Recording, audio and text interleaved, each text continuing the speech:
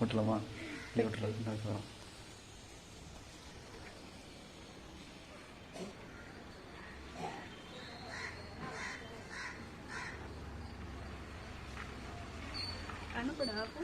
அது உட்காந்துருக்கா